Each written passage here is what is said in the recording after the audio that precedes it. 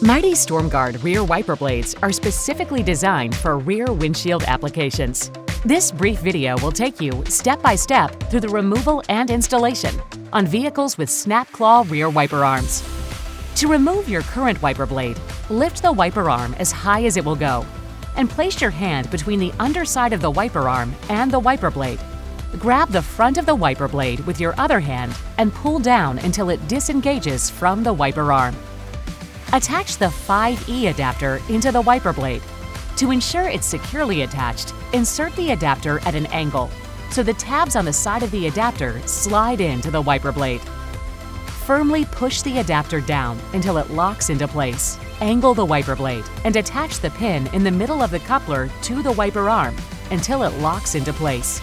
Give the wiper blade a firm tug to make sure it's securely attached. And finally, lower the wiper arm onto the windshield. That's it, you're done.